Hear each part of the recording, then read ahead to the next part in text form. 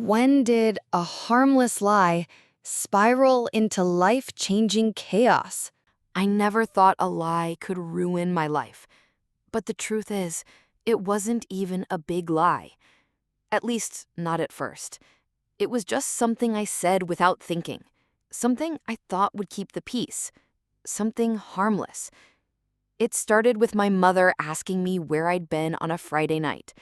I was 17, old enough to drive, but still living under her microscope.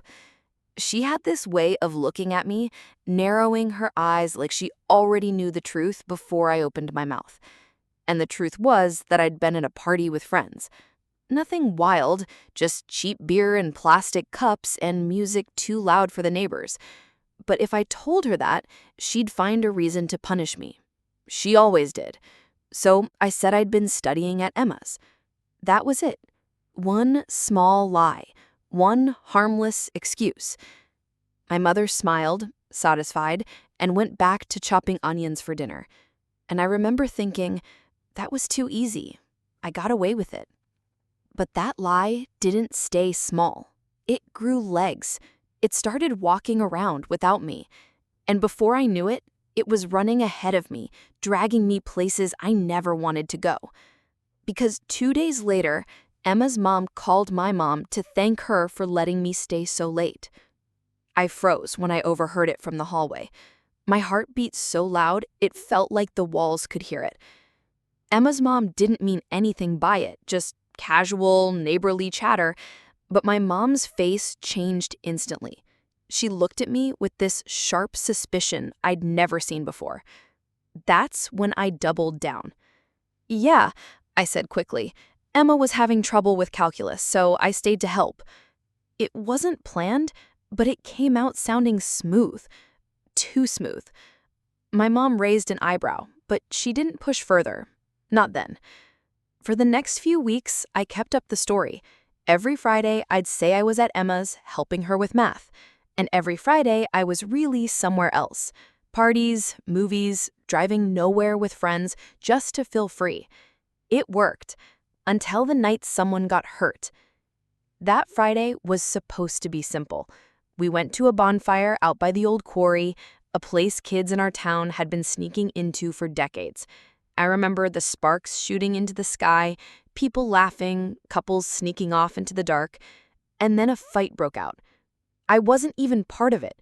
I was just standing near the fire when someone shoved someone else, a bottle smashed, and suddenly 2 boys were rolling in the dirt, fists flying.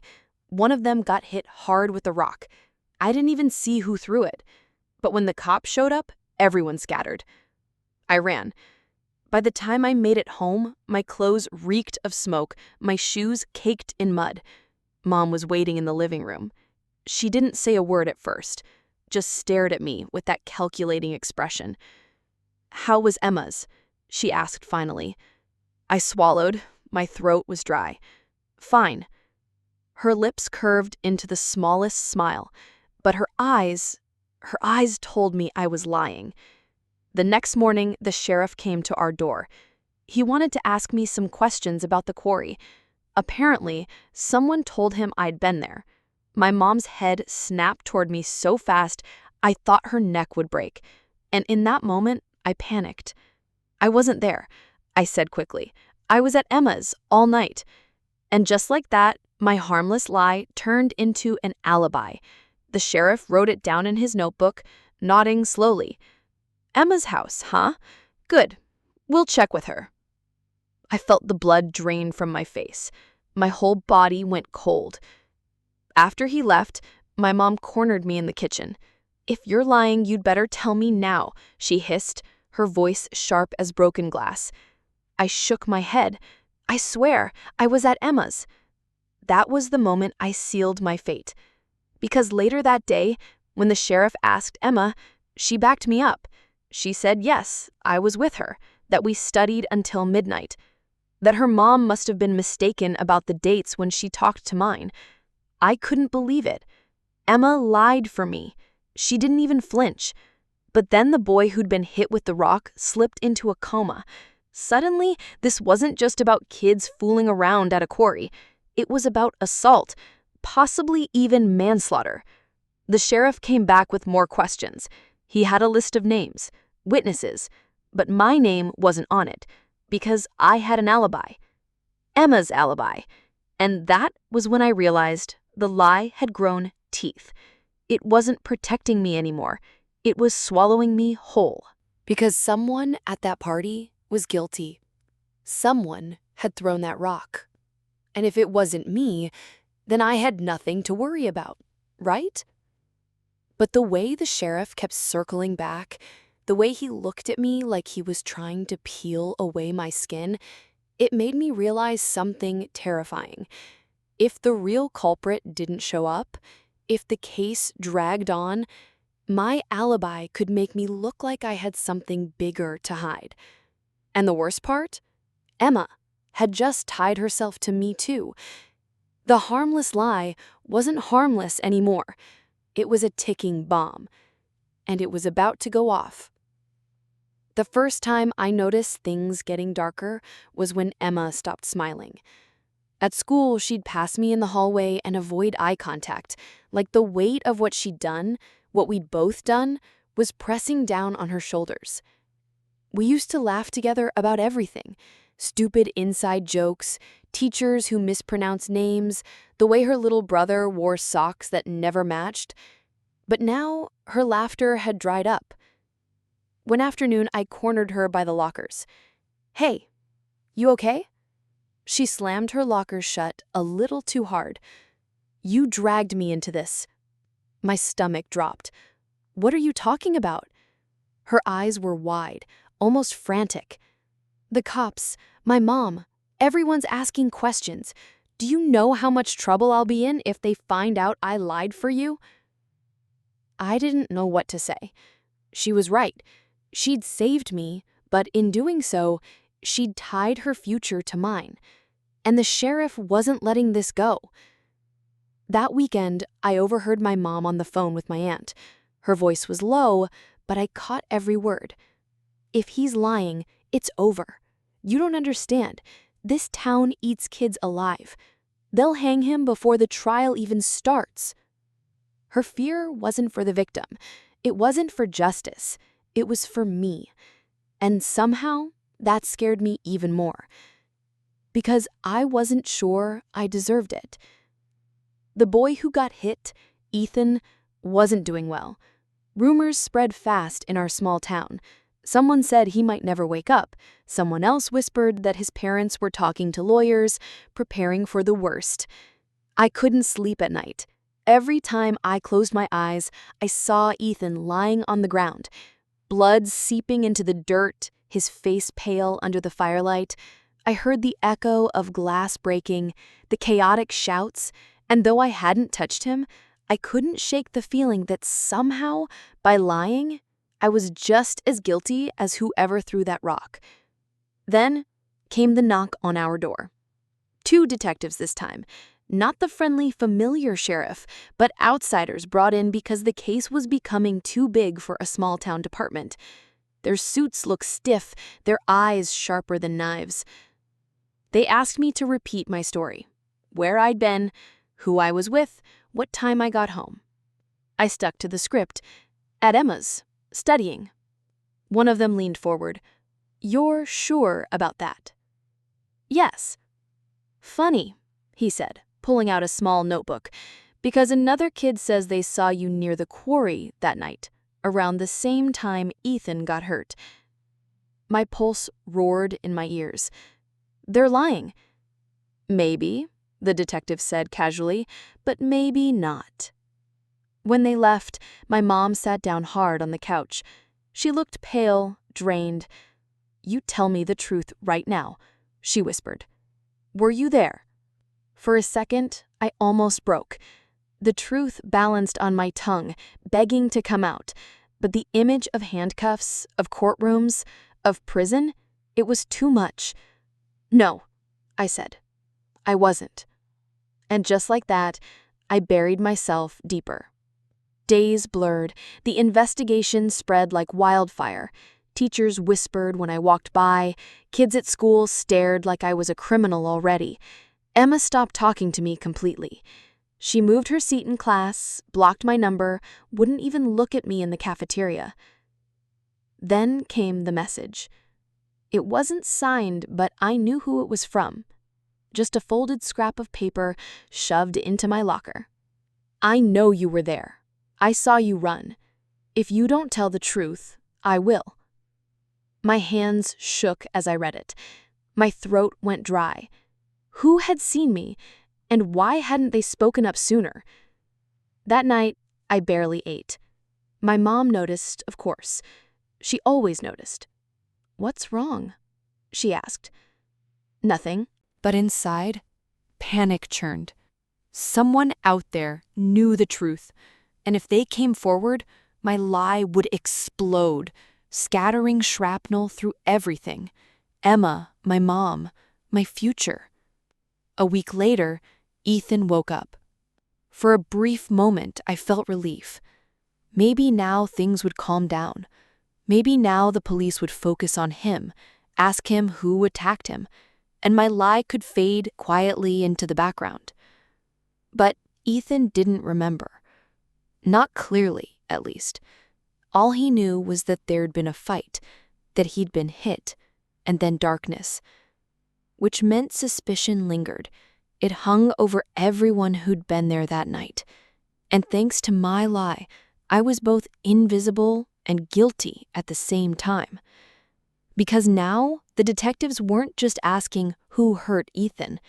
They were asking why I was so desperate to say I wasn't even there.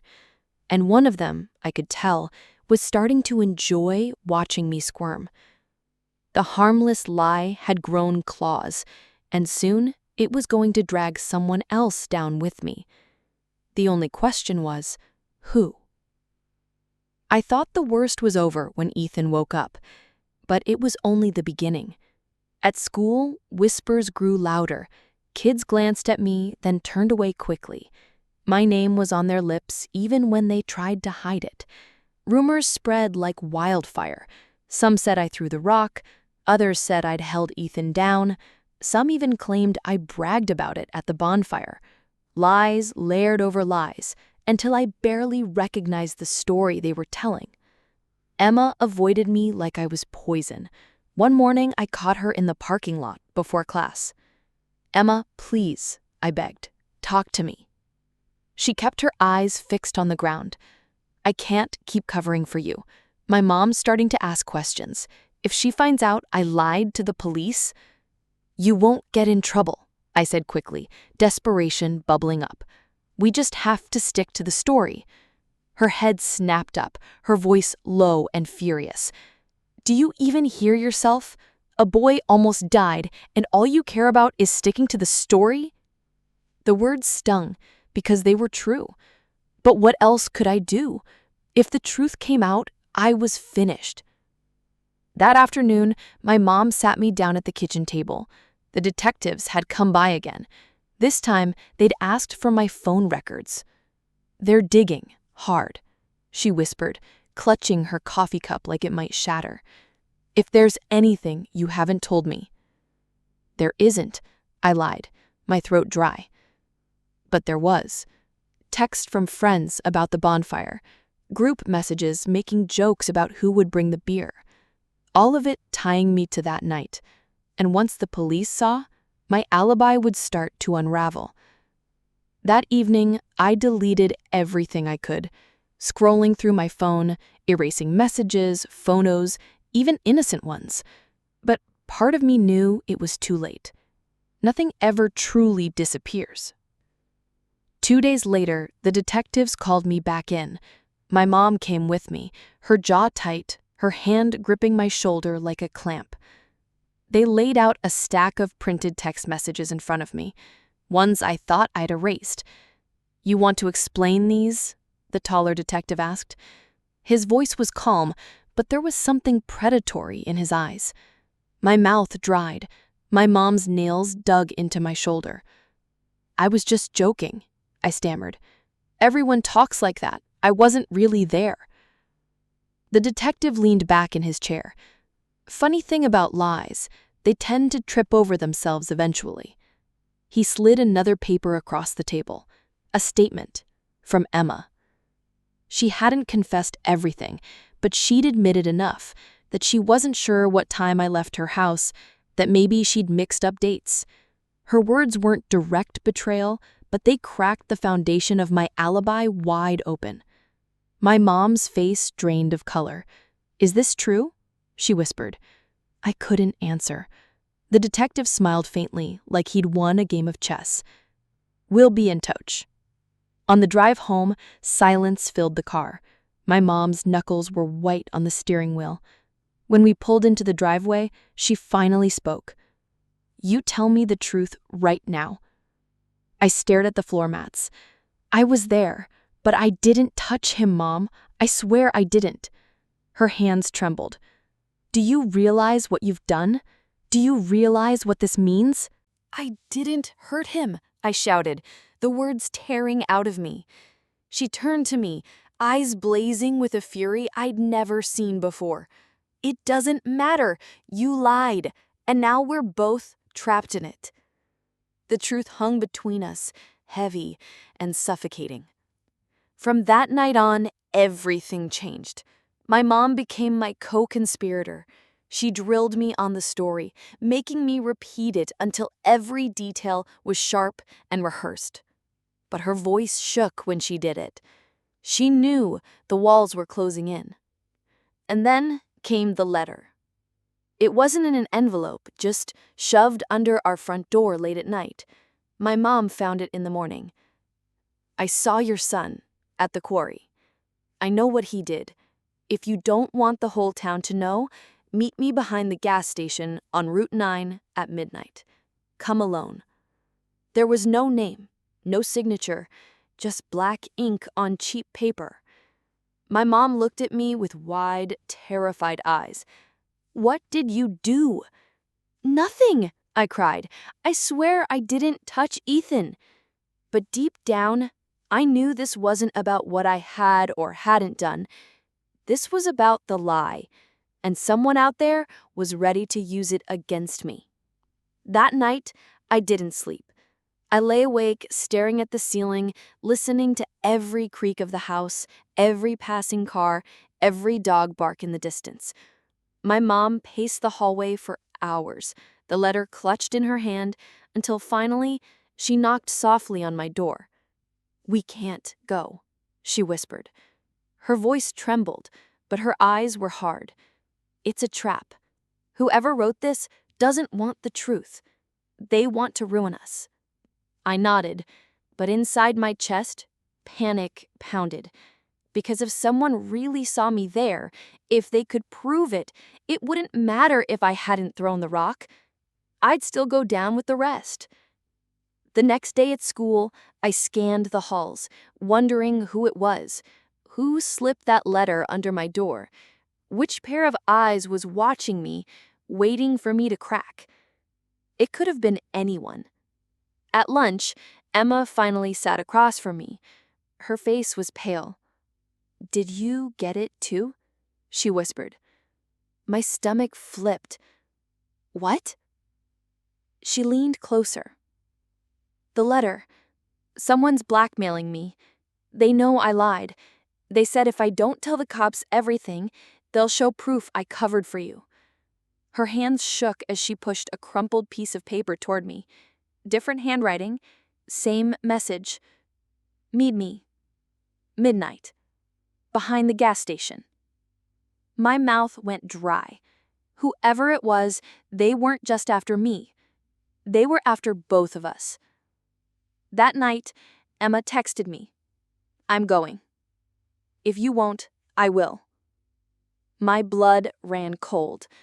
I threw on a hoodie, grabbed my bike, and pedaled into the night. The streets were quiet, the town asleep, except for the glow of the gas station sign in the distance. Emma was already there, arms crossed, her breath fogging in the cold. "You shouldn't have come," she hissed. "I'm not letting you do this alone." We waited in silence, every second stretching like an eternity. Then footsteps crunched on gravel. A figure stepped out of the shadows. Hoodie up, hands in pockets. He stopped just short of the light. "You two really screwed yourselves," he said. His voice was low, familiar, but I couldn't place it. Emma stiffened. "What do you want?" He chuckled. "Simple. Money. Or I tell the cops everything. Pictures, texts, the whole deal." "Pictures?" I blurted. "Yeah," he said smoothly. "You think no one saw you? I've got proof. You were there, both of you. And if I go to the police, you're done." Emma's face went white. "How much?" 5,000. Each. I felt like the ground had fallen out from under me. 5,000? We didn't have that. Emma didn't. I didn't. My mom barely kept us afloat as it was. The figure stepped closer, and for the first time I saw his face in the flickering light. Derek. He'd been at the bonfire too. Older, already out of school, the kind of guy who hung around parties to feel important. He wasn't smart, but he was dangerous in his own stupid way. "Derek," I breathed, "you don't have anything." His grin widened. "Wanna bet?" He pulled out his phone, thumb hovering over the screen. Even from where I stood, I saw it, the picture. Me, blurry but unmistakable, standing near the fire the night Ethan was hit. Emma gasped. "Oh my God." "That's just the start," Derek said. "Pay me and it disappears. Don't and it goes straight to the cops. Tick-tock." My hands curled into fists. I wanted to lunge at him, grab the phone, smash it into the ground. But the truth was, he held all the power. Emma's voice shook. "We don't have that kind of money." "Then figure it out," Derek snapped. "I'll give you a week. After that, you're done." He turned and walked back into the shadows, leaving us standing there, with our lives unraveling around us. Emma spat on me, her eyes blazing. "This is your fault. If you hadn't lied..." "You lied too. You could have told the truth, but you didn't. You saved me." She flinched, tears welling in her eyes. "I thought I was saving myself." Her words cut deeper than Derek's threats ever could. We walked home separately, silent, the weight of what just happened pressing down like a stone on my chest. That night I stared at the ceiling again, but this time the fear was different, because it wasn't just about the police anymore. Now it was about Derek, about blackmail, about how far he'd go if we didn't pay. And for the first time, I realized something terrifying. Lies don't just trap you, they attract predators. And Derek wasn't going to stop until he bled us dry. The next morning, Emma wouldn't even look at me. She walked past me in the hallway like I was invisible, her shoulders stiff, her jaw clenched. I couldn't blame her. Derek had us cornered, and she was right. I'd started all of this. By lunch, though, she slipped me a note. "We have to do something. Meet me after school." I sat through the rest of the day in a fog, waiting for the final bell. Behind the gym, Emma stood with her hood up, arms crossed tight. "We're not getting the money," she said flatly. "So we either find another way, or we're screwed." Another way, like what? Her eyes darted around, making sure no one was near. "We take his phone, destroy it. Without proof, he's got nothing." The idea made my stomach twist. "You mean, steal it? You want to go to prison instead?" She shot back. I didn't have an answer. That night, I told my mom bits of the truth. Not everything, never everything, but enough that she understood Derek was a problem. Her reaction shocked me. She didn't scold me. She didn't cry. She just went quiet, her face hard. "Men like him feed on fear. You can't let him think he has control." It was the first time I saw her not just as my mother, but as someone willing to fight tooth and nail for me, for us. But even with her words echoing in my head, I couldn't shake the fear. The next few days blurred. Derek showed up at school parking lots, leaning against his car, smirking as we passed. Sometimes he'd mouth the word tick-tock. Every time my chest tightened until I could barely breathe. By Friday, Emma snapped. She stormed into my house, slamming the door behind her. "She texted me," she hissed, shoving her phone in my face. On the screen was a message from Derek. 2 days, or I send it. Attached was the same blurry picture of me by the fire. Panic surged, but Emma was already pacing. "We're not waiting. We're taking the phone tonight." "Emma, I'm serious. He hangs out at that dive bar on Route 6. He leaves his phone on the table when he plays pool. I've seen him. We'll grab it and run." Her plans sounded insane, but when I looked at her, I saw something I hadn't in weeks. Resolve. She wasn't going to let Derek destroy her. And maybe I couldn't either. That night, we biked to the bar, our hearts pounding so loud it drowned out everything else. The neon sign buzzed faintly, the smell of smoke and stale beer leaking out every time the door opened. We slipped inside. No one cared. Kids our age came through all the time. Derek was at the pool table, just like Emma said, his phone sitting on the edge, screen glowing faintly. Emma nudged me. "Now." I swallowed hard, forced my legs to move. Step by step, I got closer, pretending to watch the game. My hand trembled as I reached for the phone. And Derek's hand clamped around my wrist. "Looking for something?" His voice was low, dangerous. The bar seemed to go silent. His grip tightened, his face inches from mine. "You think I'm stupid? I knew you'd try this."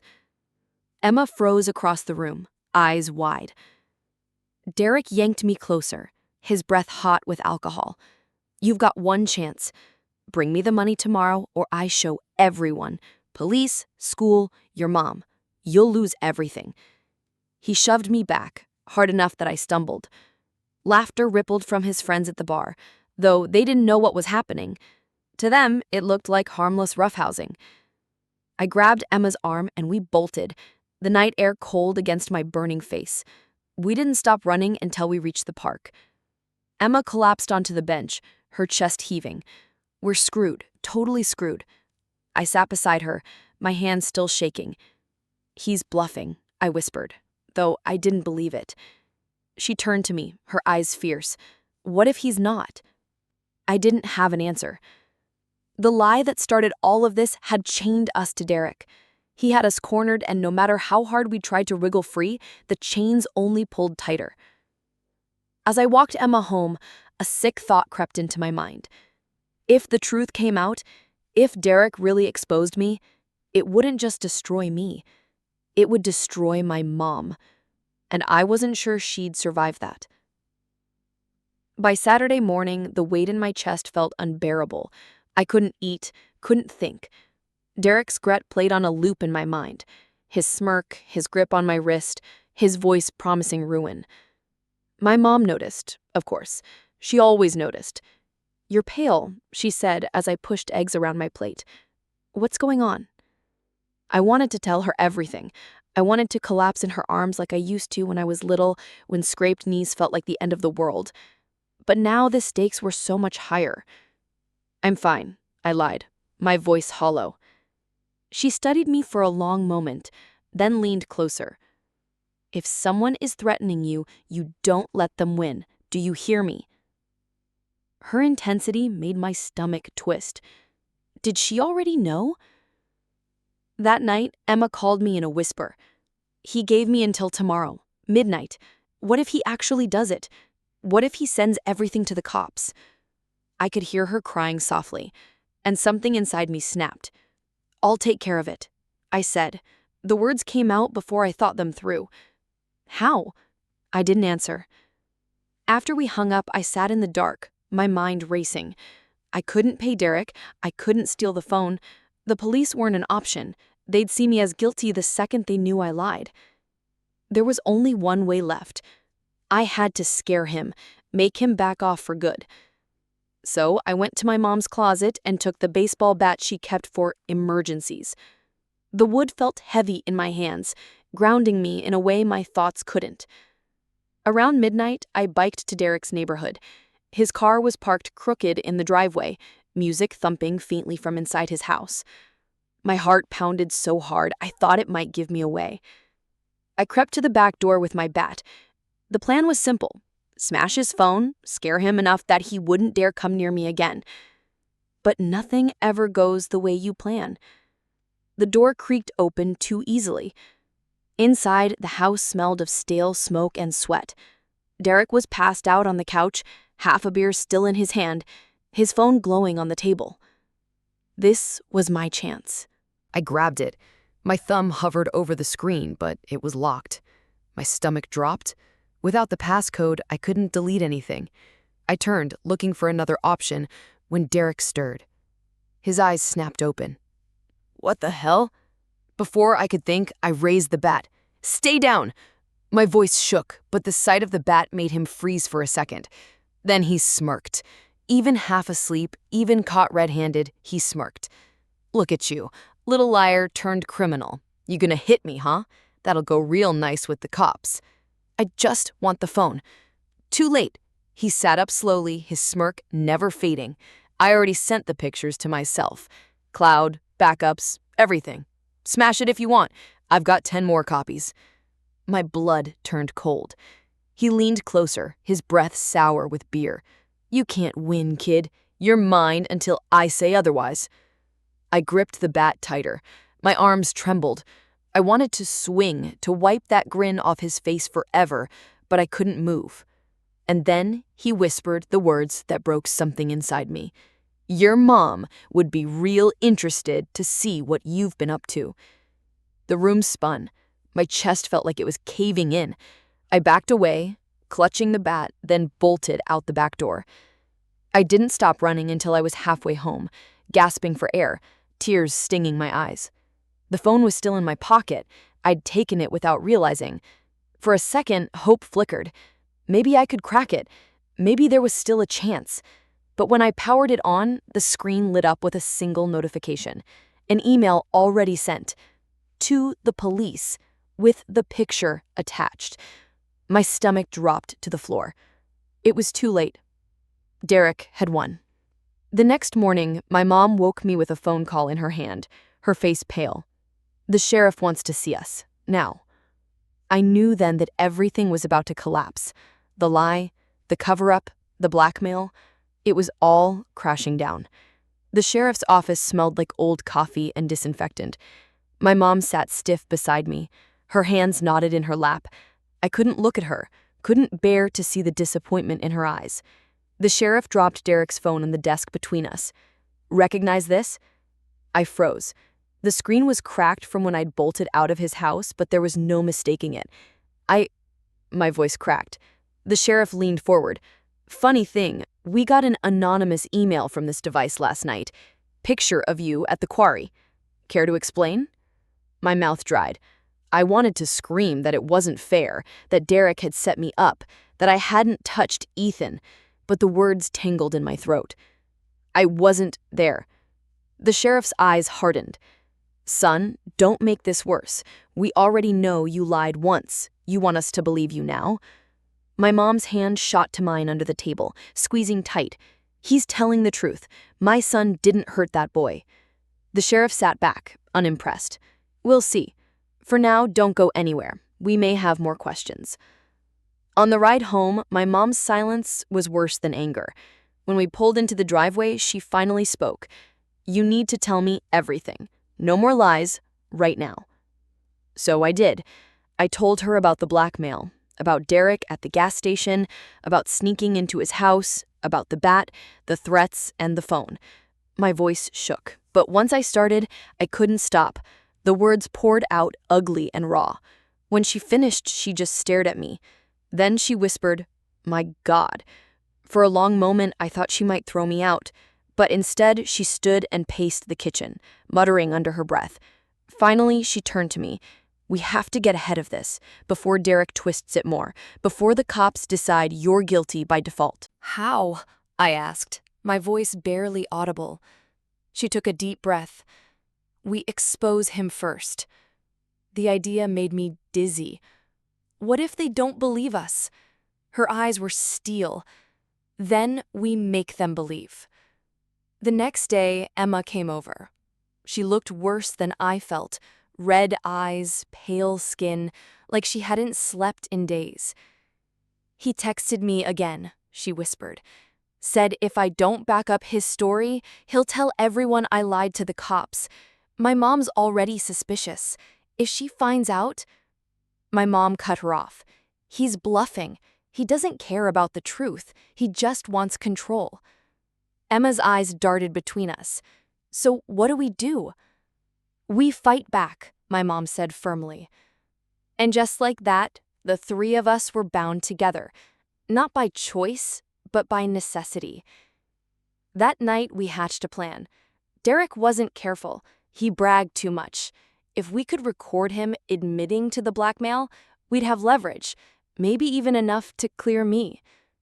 The thought of facing him again made my skin crawl, but I nodded anyway. I had no choice. 2 nights later, Emma and I waited in the park, while my mom sat in the car nearby, phone recording hidden in her jacket pocket. Derek swaggered up, grinning like he'd already won. "Well, well," he sneered, "ready to pay up?" Emma's voice shook. "We don't have it." His grin widened. Then I guess I hit send. I forced myself to step closer. "Why? Why are you doing this?" "Because I can." He leaned in, his voice dripping with venom. "You're liars, both of you, and I own you now. Pay me or I'd bury you. Simple as that."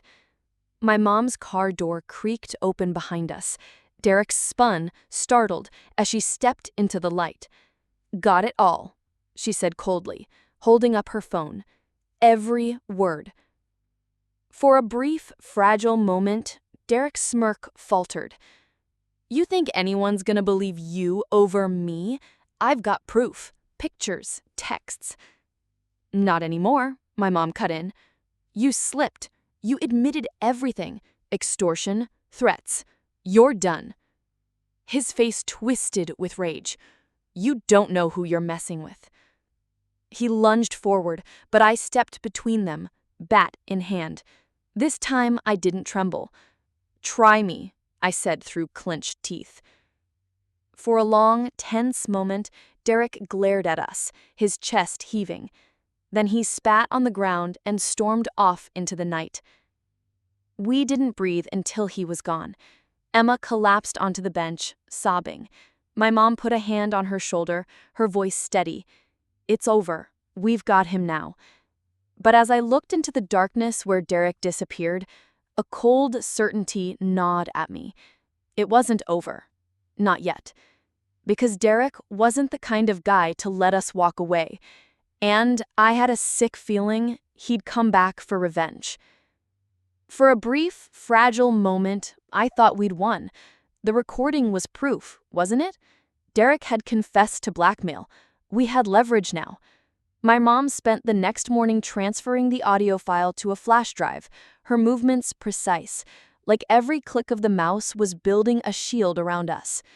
But deep down, I knew Derek wouldn't let it go that easily.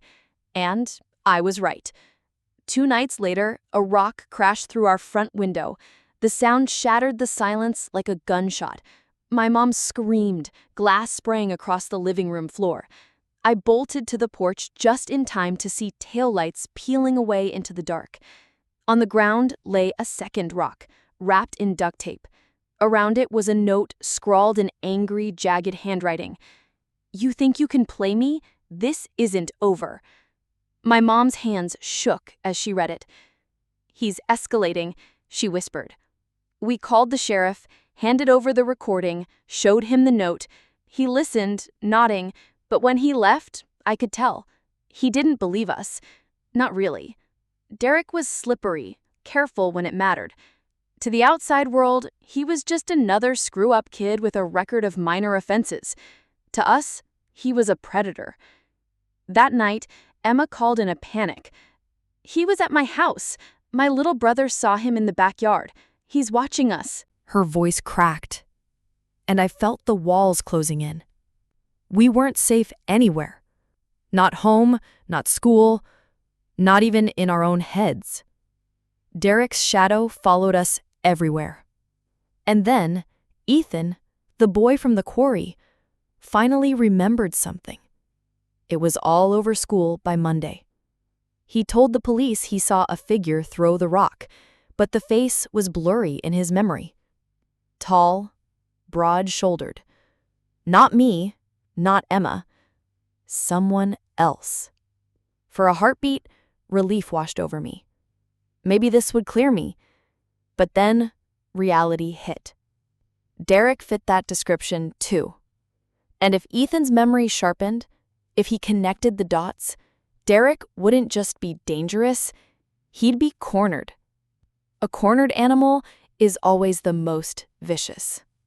That week, Emma barely left her house. When I finally convinced her to meet me at the library, she looked hollow, like she hadn't slept in days. "He won't stop," she whispered. "Not until one of us is ruined." I didn't want to admit she was right, but she was. When I got home that evening, my mom sat me in the kitchen, staring at something on the table. A photograph. Me, leaving Derek's house with the bat. The angle was clear, undeniable. I felt sick. "Where did you—" She said, "It was taped to the door. He's taunting us, again." I sank into a chair, burying my face in my hands. Every step we took forward, Derek found a way to shove us 2 steps back. That night, I couldn't sleep. I sat by my window, staring into the dark, waiting for Derek to show up. My mom's words echoed in my head. Men like him feed on fear. You can't let them think they have control. But wasn't it too late? He already had control. Of me. Of Emma. Of everything. And then, just past midnight, I heard it. Footsteps outside. Slow. Deliberate. My heart slammed against my ribs. I grabbed the bat and crept downstairs. Through the broken window, moonlight spilled across the porch. And there he was. Derek. Standing in the yard, his hood pulled low, his grin sharp as a knife. "Nice night," he called softly. "Thought I'd stop by." "Leave us alone," I hissed. He tilted his head, amused. "Oh, I will. Once you learn who's really in charge." I tightened my grip on the bat. My hands shook, but I didn't back down. Behind me, my mom's voice broke the silence. "Get off my property, Derek, or I call the cops again." Derek chuckled. "Call them. See if they care. We both know they won't do a damn thing." His words cut deep, because he was right.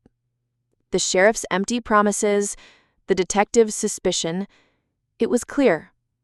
To them, I was already guilty. And Derek knew it. He took a step closer, his eyes glinting. "You think you can beat me? You're just a scared little liar, and scared little liars always fall." My breath came fast and shallow. My mom's hand brushed my shoulder, grounding me. But her whisper was ice. "Don't give him anything." Derek smirked one last time, then turned and melted into the shadows. The silence he left behind was worse than his threats, because it wasn't just about the lie anymore. It was about survival. And I knew then, with bone-deep certainty, Derek wasn't going to stop until one of us was destroyed. The following days crawled by, every one heavier than the last. I jumped at every sound, every passing car, convinced Derek was lurking nearby. Emma stopped answering my texts for a while, and when she finally did, her words were short, clipped. "We can't live like this anymore." I didn't argue. She was right. But what could we do? One evening, my mom sat me down at the kitchen table. Her face looked carved from stone. She said, "We go to the police one more time. With everything. The recording, the notes, the photo, all of it. They'll have to act." I wanted to believe her. I really did. But a hollow voice inside me whispered that Derek was untouchable. Still, we tried. We met with the detectives, laid it all out. My mom's phone recording, Derek's threats, even the photo of me outside his house with the bat. Their expressions stayed unreadable. Finally, one of them leaned forward. "You understand, this doesn't clear you. You admitted you lied. You admitted you broke into his house. From where we sit, this looks more like two kids caught in a mess and a desperate mother covering for her son." My mom's jaw tightened. "So you're just going to wait until he hurts someone?" The detective's silence was answer enough. When we left, Emma was waiting outside, her arms wrapped around herself. Her eyes searched mine, desperate. "Well?" I said, "They don't care." She looked like she might collapse right there on the sidewalk. "Then we're done. He wins." I wanted to tell her no, that we'd find another way, but I didn't. Because in that moment, it felt true. That night, Emma showed up at my house, trembling. She followed me home. I swear, he was in the alley, watching me. I can't do this anymore. Her fear ignited something inside me, a sharp, dangerous clarity. "We end this," I said. My voice didn't sound like mine. Her eyes widened. "How?" I didn't answer. Not directly. I just held up the bat. Emma's silence stretched on. Then she whispered, "You're serious." Deadly serious. The next evening, we set the trap. Derek liked to circle the park at night, scoping out kids, showing off his car like he owned the place. Emma texted him, baiting him with a promise, "We'll pay. Meet us at the park, midnight." My mom begged me not to go. She knew. Somehow, she always knew. But when I told her Emma's life was on the line, she didn't try to stop me. She just pressed something cold into my hand. A pocket knife. "Only if you have no other choice," she whispered. At 11:45, Emma and I stood under the broken streetlight in the park. The air was sharp with the smell of rain. My palms were slick, the bat heavy in my grip. Headlights appeared, cutting through the dark. Derek's car rolled up slow, like a predator circling prey. He stepped out, smirking, phone in hand. "About time," he drawled. "You bring my money?" Emma's voice shook. "We don't have it." Derek's grin widened. "Then I guess the cops get a little midnight gift." He raised his phone like a weapon, and something inside me snapped. I lunged, swinging the bat. The crack echoed through the park as it smashed against his arm. He yelled, dropping the phone. Emma darted forward and kicked it into the shadows. "You little—" Derek charged, tackling me hard. The bat clattered away. His fists rained down, wild and furious. Pain exploded across my cheek, my ribs. But adrenaline kept me moving. I twisted, grabbed the knife my mom gave me, and held it up between us. Derek froze, eyes wide, chest heaving. For a heartbeat, we stared at each other, the night holding its breath. Then his lips curled into that same smug grin. "You don't have it in you." Maybe he was right. My hands shook so hard I thought I'd drop the knife. Emma stood a few feet away, tears streaking her face, whispering, "Please, please stop." And then in the distance, sirens. Red and blue lights flooded the park. Derek's grin faltered as cops swarmed in, guns raised, yelling. They pulled him off me, shoved him to the ground, cuffed him. His curses echoed through the night, sharp and bitter. I collapsed against the bench, chest heaving, knife slipping from my hand. Emma crouched beside me, clutching my arm like a lifeline.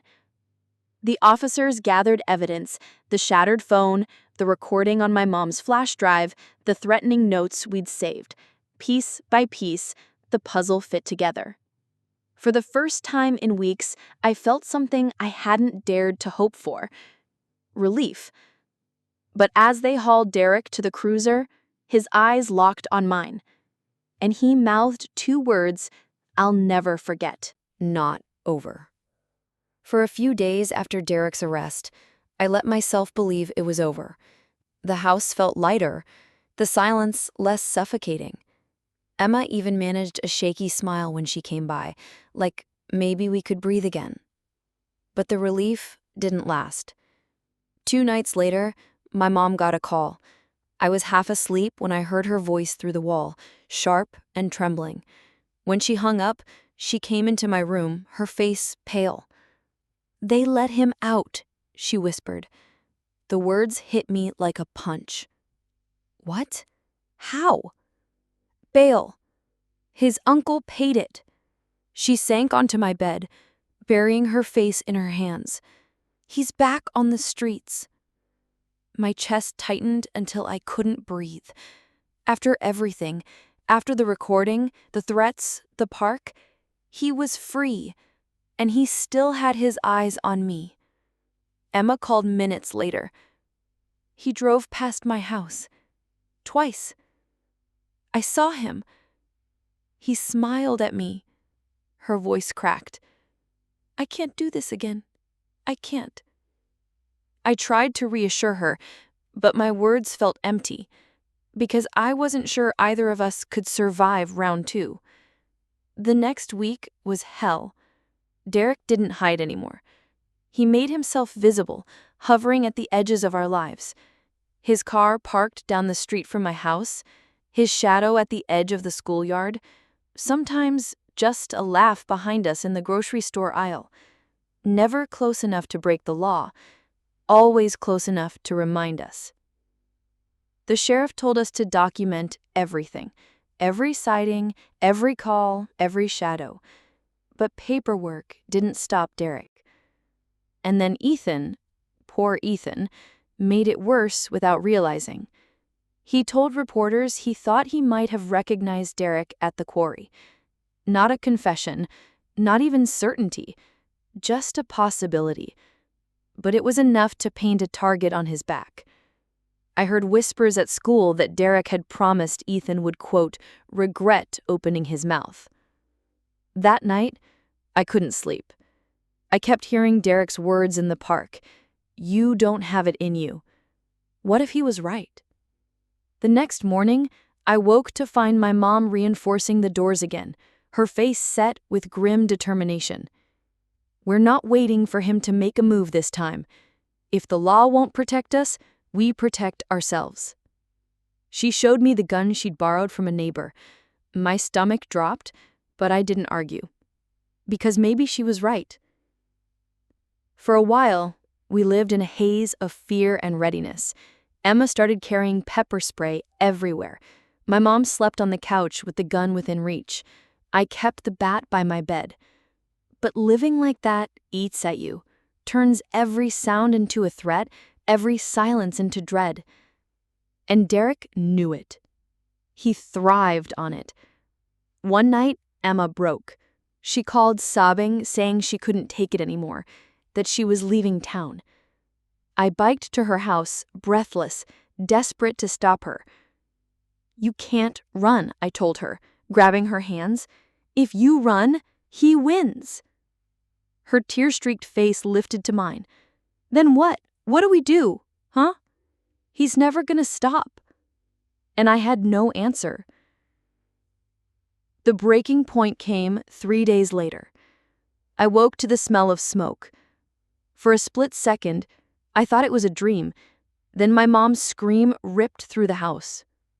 Fire! I bolted downstairs. Flames licked up the side of the garage, the air thick with smoke. My mom fumbled with the hose, but it was useless. The fire was spreading too fast. We stumbled outside, coughing, just as neighbors rushed over, dialing 911. The fire trucks came, sirens screaming, water spraying. By dawn, the garage was nothing but blackened ruins.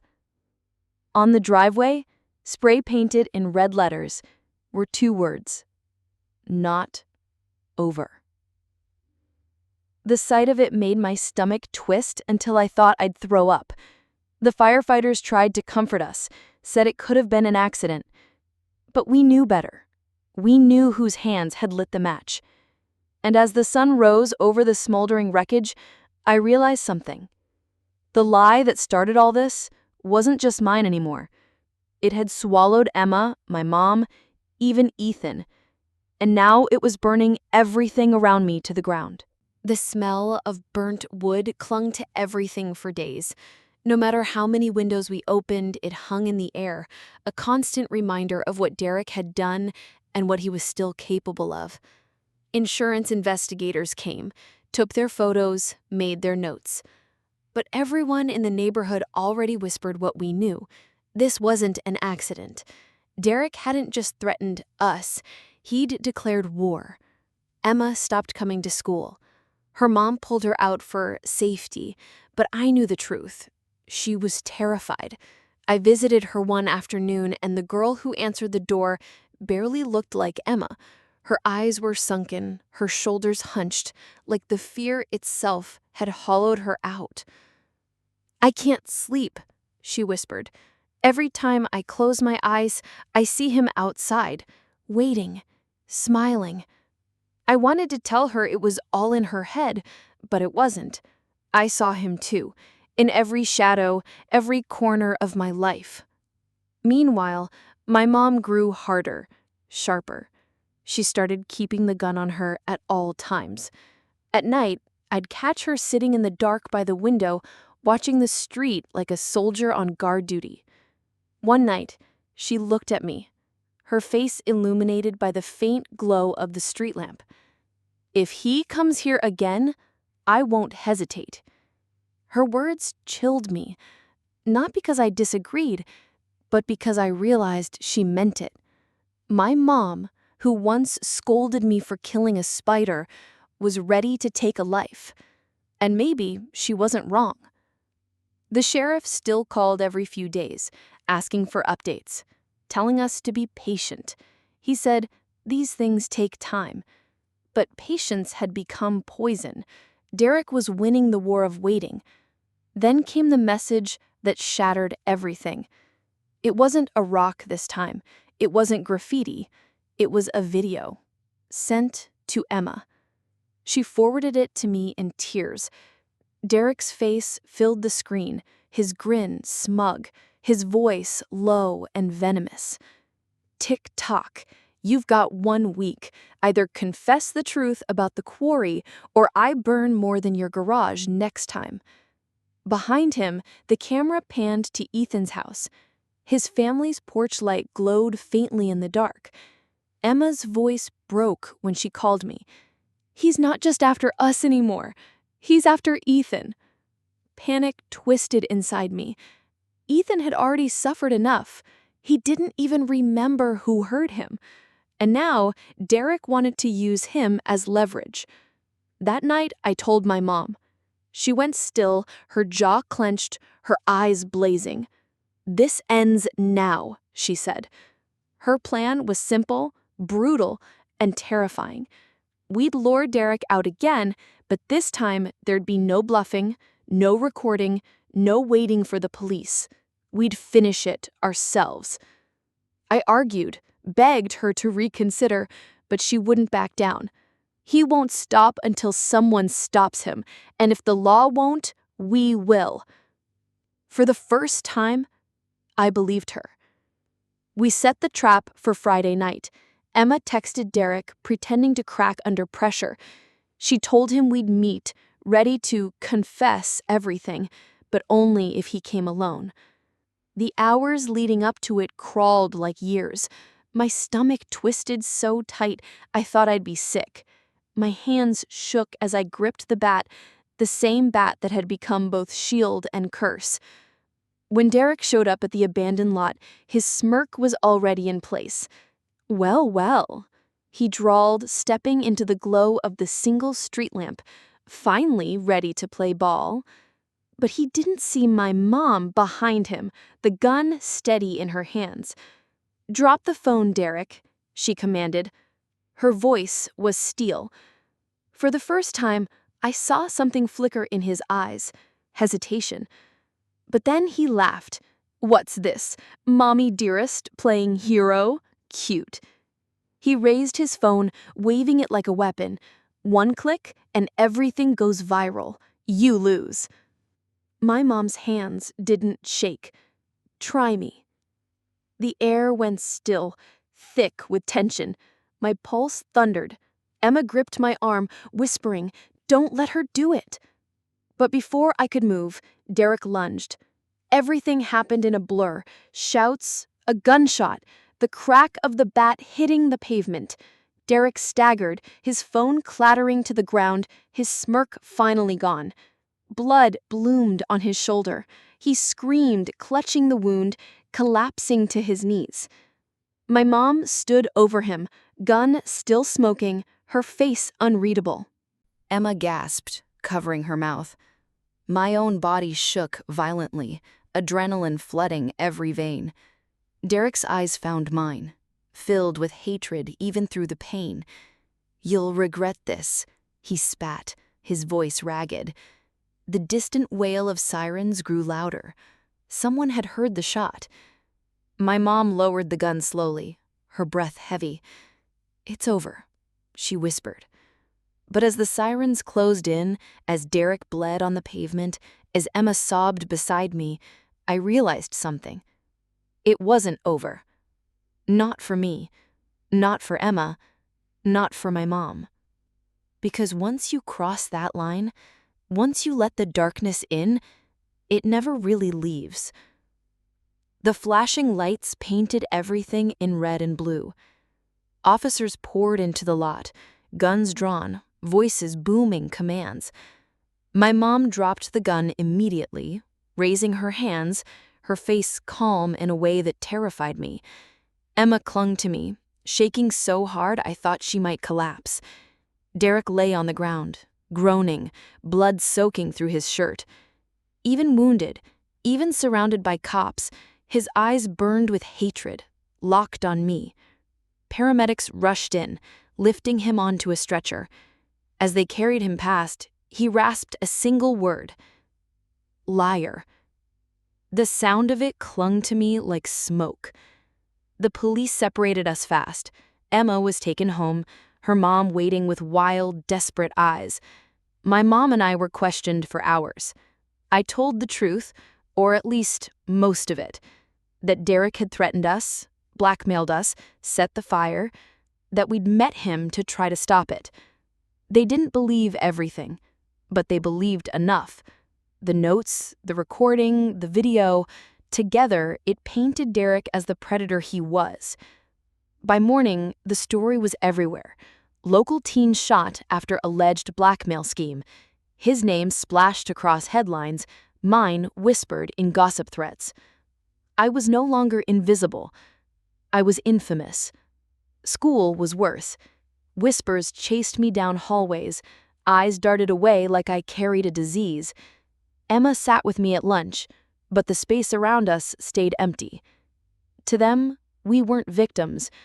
We were tainted. At home, things fractured. My mom became both hero and criminal in the town's eyes.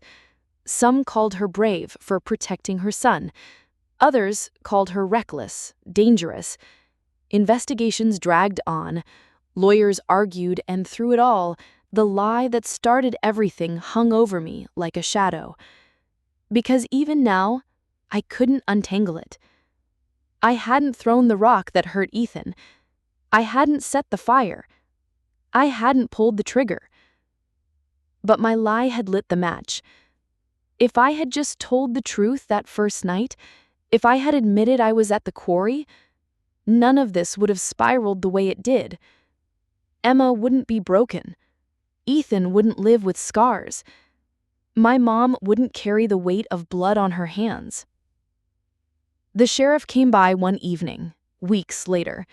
He sat at our kitchen table, his hat in his hands. Derek's recovering. He'll face charges for the fire, the blackmail, the threats, but he's not going away forever. When he gets out, he didn't finish the sentence. He didn't need to. Because when Derek got out, I knew. He'd come looking for me again. After he left, my mom sat across from me, her eyes tired but steady. "We'll be ready," she said.